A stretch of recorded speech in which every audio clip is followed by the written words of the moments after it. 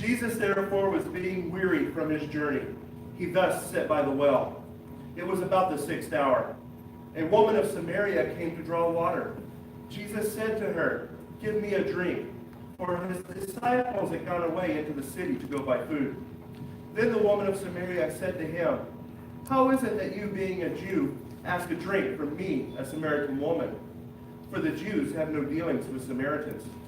Jesus answered and said to her, "If you knew the gift of God and who it was who says to you, 'Give me a drink,' you would have asked him, and he would have given you living water."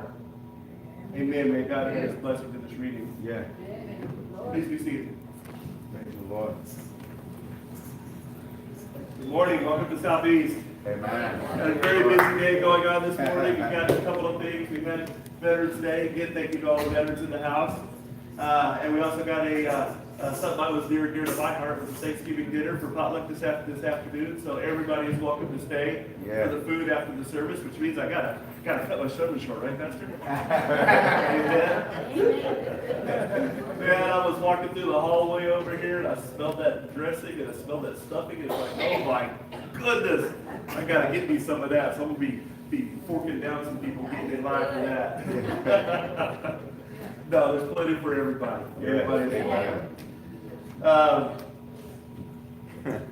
So anyway, I just wanted to start off by saying thank you. My wife and I were involved in an accident last week, a week ago Thursday. It was a very trying time in our life. We got rear-ended on Highway 90. Our car was accordion. It was not very good. They ended up taking my wife and I to the hospital by ambulance. She spent at least one night, almost 2 days, in a hospital with neck, shoulder, head injuries. It was not a fun thing. I just had soreness, so I was okay. But our car is, they told me a couple of days ago, so it's gone. It was a thing, and that's okay. Insurance covers things, so that's a good thing in life. I just really wanted to say thank you for everybody who prayed for us and continuing prayer for us, because it is the process getting healed from some of those things. You know, my wife's still having some issues of dizziness and stuff in the mornings and past concussion type things, and soreness in her shoulder and stuff. So the prayers are definitely coveted, and I definitely want to say thank you for those prayers. Yeah, wow, it's been an incredible week. But here we are, and we're celebrating today. We're thanking Jesus. Amen. One of the things that we do every year on our Thanksgiving table is before the meal. Sometimes we have airmen come over from the base. Sometimes we just have family just hit us different years, different things. But one of the things we always do as a family is we always hold hands, and we always go around the room, and we always ask, you know, what are you thankful to the Lord for this Thanksgiving? Yeah. And of course, it's always the answer, thankful for family, thank you for health, and for all the blessings that God's given me. But this Thanksgiving, I'm a lot more thankful. Thank you for life. Thank you for just the blessings for God protecting us. Lord. I think so. I definitely know what my prayer's going to be this Thanksgiving. Back to the story. We're going to be at John chapter 4 this today, so just stay there. We're not going to be jumping around today. We'll be right there in John chapter 4. First thing I want to talk about is the woman from Samaria that's encountering Jesus here. In the verses here, we see Jesus is entering a town in Samaria. And it's about noon. It says 6th hour, but 6th hour in Jewish terms is noon, because in Jewish, they start the day at the sun up and end at sundown, 12 hours. So the 6th hour would be about noon. Now, different books of the Bible, when they say the 6th hour, the 3rd hour, they count by Roman time. But in the book of John, it's counted by Jewish time. So it's about noon. In the Middle East, it's a hot area. Reminds me a lot of Texas. I've been there. Went there a couple of times. We went on travel to Israel back, I think it was year 2000 was the last time we went. It's been quite some number of years. But the area is hot and dry, and it reminds me a lot of the Texas Hill Country, very rugged type area. And I want to think that this encounter was probably occurring sometime in the summertime, because Jesus was hot and thirsty, he was sitting at the well. You know, and one thing here in Texas, and it's noon or in the afternoon, what does everybody want to do? Cool down. They do not want to be out in the sun, because it is hot. Yeah. Yeah, they want water. And this woman is out here at the well meeting Jesus. Now, it's very interesting that Jesus just simply asked her for a drink. Repeat after me. Jesus was hot, tired, and thirsty. Hot, tired, and thirsty. That combination. Most of us, when we're hot, tired, and thirsty, we're not thinking anything about the people around us, right? We're trying to get from our journey. We're trying to get wherever. We're not thinking about the needs of others around us. But Jesus, hot, tired, and thirsty, is sitting here as well. And here comes this Samaritan woman out of the town to come to the well at noon. Most people in those times, they did not go to the well at noon. They went to the well early in the morning, or they went to the well in the evening to get water for their livestock before they retired for the evening. So why was this woman out there at noon? She obviously had some issues. She didn't want to be around the other people that went at the regular times, but she was out here at noon. It was an encounter that Jesus had just for her at this time. But Jesus wasn't just hot, tired, and thirsty. He was looking for her need. He told her, woman, if you know who I am, you would ask me at noon and not at the other times. It's very interesting. So the woman's reply to him in verse 9 is very interesting. It's one of disbelief of the Samaritans. And Jesus' response to her is one of declaration. Just like I said, if you knew who I am, you would ask me for living water. You see, the key phrase, I am, is very important here in this part of Scripture. When Jesus says, I am, he's basically declaring himself to be God. Way back in Exodus, everybody remember the Exodus story? What happened to Moses in the burning bush? Moses was encountering God in the burning bush. And what did God say his name was? I am. So God is the God of the I am. And I thought that was very interesting. Just a quick side, quick bunny trail. I was reminded of outreach this week. It was definitely an interesting situation. JJ was there at his computer, banging away at the time. But one of my teammates approached me this week, and we were talking, and my teammate said he's an atheist. He does, well, that's fine. That's fine. So his mom, his mom's a devout Christian, although he calls her fanatical, but that's another story in itself. His mom had sent him a book called Mere Christianity by C.S. Lewis. Now, I don't know, many of you probably read it. I know in college it was required reading one of my religious philosophy courses or something like that. Yeah, I don't know. It was one of those courses you had to take. But the book, Mere Christianity by C.S. Lewis, is basically a philosophical way of proving that God exists. The law of natural man. What are these laws based on? It's a law not to speak. We're supposed to break them. Yeah. But we often do, unfortunately. Well, these laws have a basis. And the basis is for God himself. Right? God is the basis of the law. God said, thou shalt not murder, thou shalt not commit adultery, thou shalt do all these things. But those laws are set in place for us that we may seek him and have life.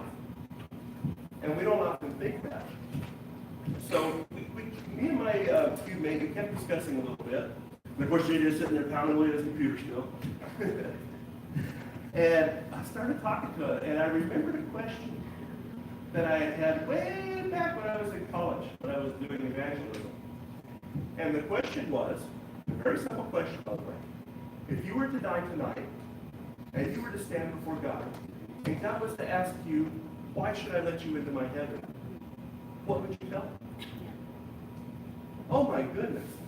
He had never heard that question before. He had to think about it. If I were to stand before God tonight, and now we'll go forward. So let's go forward with reading in John chapter 4, verses 11 through 15. Look up there on the screen. Go forward to verse 11, Jacob, please.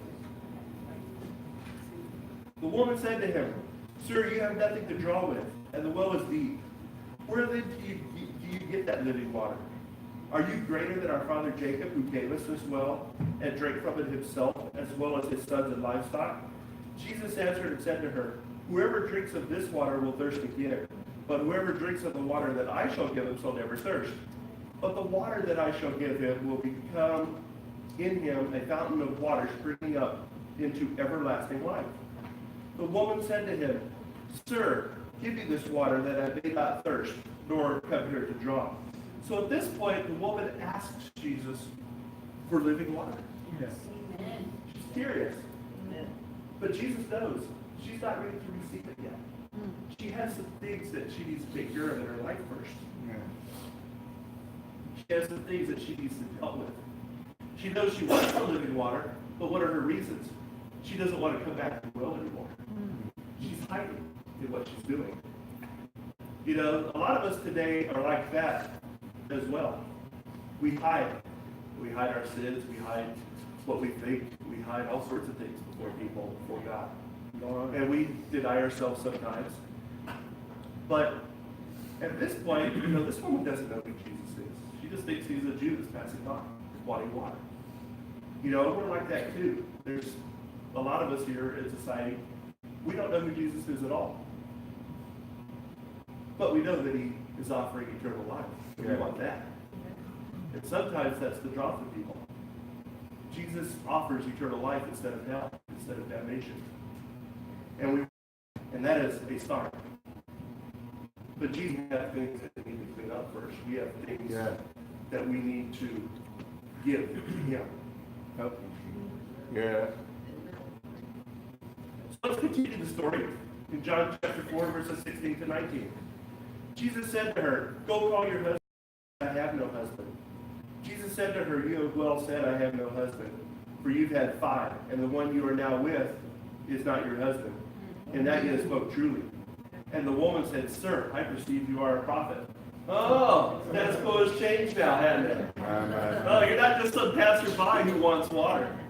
You're not just some passerby who's now offering me, you know, some living water. I'm thinking about what that really means. Now you've told me some things about myself.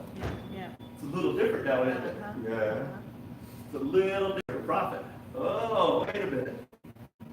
We do that too in our lives. There's people out here who, they know who Jesus is. They know biblically who he is. But they don't know who he is in their hearts. All right. They know who Jesus is. Okay, yeah, I can read the Bible. I know Jesus years ago he was born of a virgin. And they can quote it back to you. But they don't have Jesus in their hearts yet. Yeah. But they know Jesus talks to them. They know Jesus is convicting them of something. They know Jesus is calling them out. Yes. Jesus does that with us. It's called the Holy Spirit. Yeah. The Holy Spirit's the one who talks to us and convicts us of all sin. The Bible says. Thank you. And it's that Holy Spirit that tells us these things about our lives. He's like that little dude sitting on your shoulder and says, you might not want to do that. You might want to do something else. That's him. That's that voice. And sometimes we shut him up.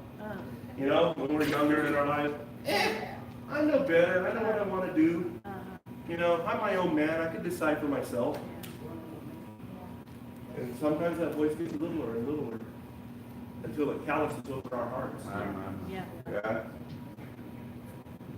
Until Jesus comes and says, I'm here. Yeah. Hey, listen to me. Amen. And then we like, oh, wait a minute. I know that voice. I know who that is. That's the one I need to listen to. And we start turning our lives toward him. Start getting our ways right. Let's continue on in the story real quick. Verses 20 through 26. Our fathers worshipped on this mountain, and you Jews say that in Jerusalem is the place that we ought to worship.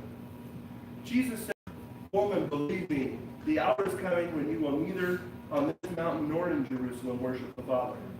You worship that which you do not know. We know what we worship, for salvation is of the Jews. But an hour is coming, and is now, when true worshipers will worship the Father in spirit and in truth. Yes. For the Father is seeking such to worship him. God is a spirit, and those who worship him must worship him in spirit and in truth. It's our spirit that we need to reach out to God. And God reaches to the inner parts of us. And we must worship him in spirit and in truth. And the woman finally comes to this realization. She says, you know, I know that the Messiah is coming. That is who is called Christ. And when he comes, he will tell us all things. And Jesus said to her, I who speak to you am he. In other words, I am. Amen. Amen. Right. He uses the phrase, and I call it an I am statement. Yeah, there's plenty of them in the book of John. Yes. There's at least 7 more that I found that I was reading through this week, where Jesus uses the phrase "I am" to describe himself. And I'm going to read them real quick here to you. In John 6:35, Jesus says, "I am the bread of life." In John 8:12, he says, "I am the light of the world." In John 10, he says, "I am the door." Yeah. Also in John 10, he says, "I am the good shepherd."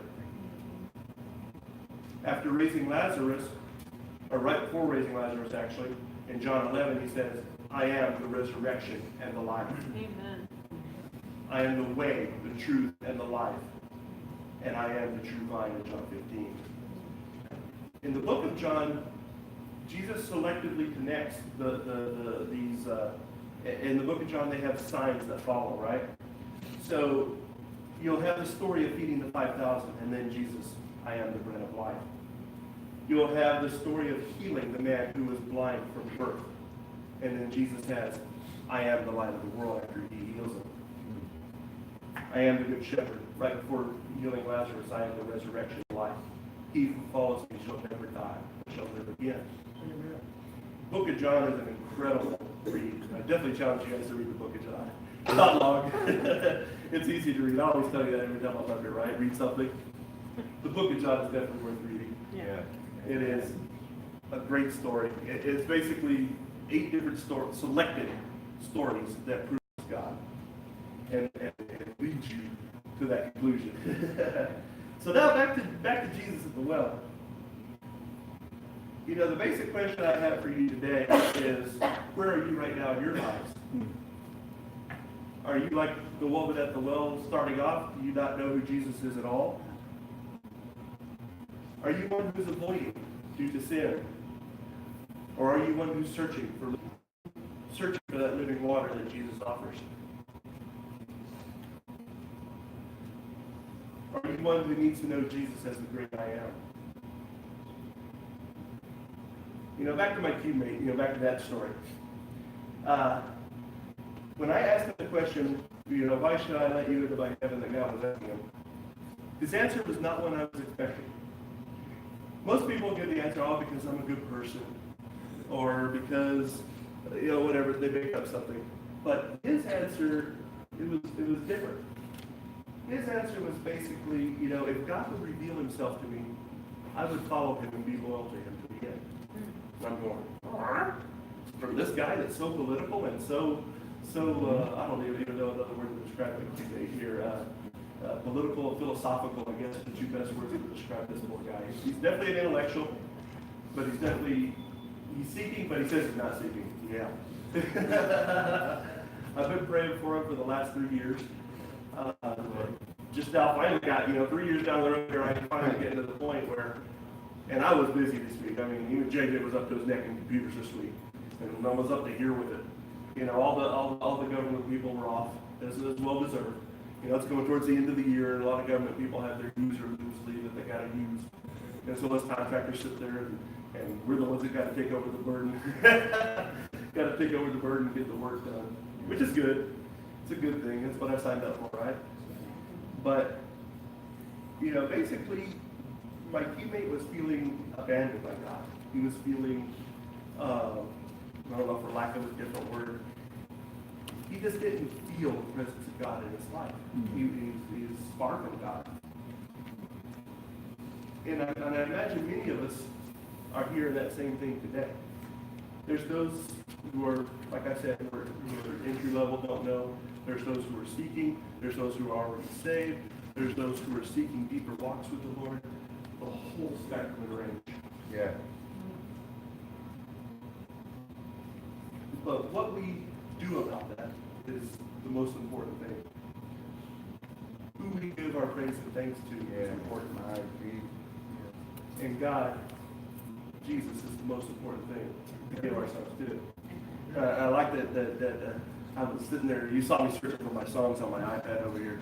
Dean had a certain set of songs that she sent us out that we're going to play, right?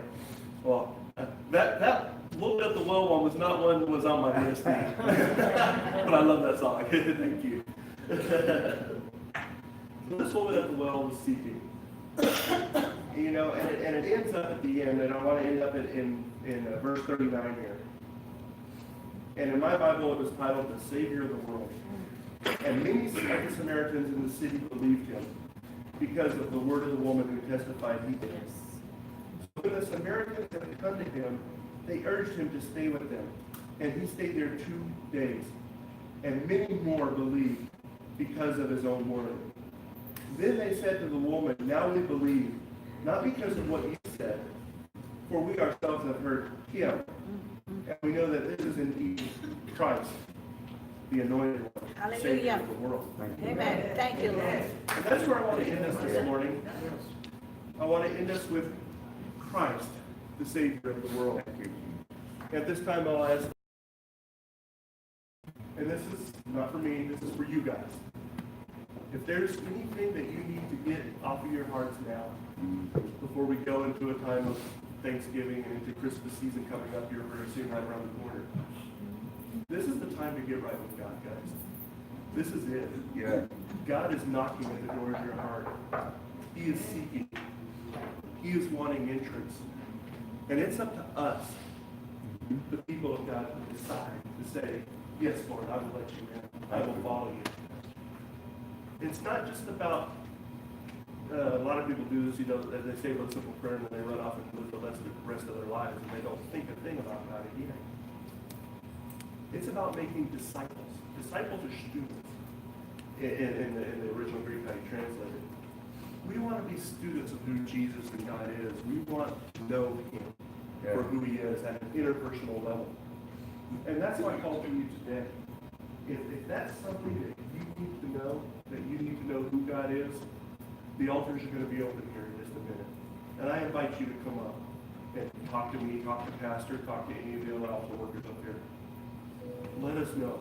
Let us know. Let us pray for you. We want to pray for you. We want you to know who Jesus is.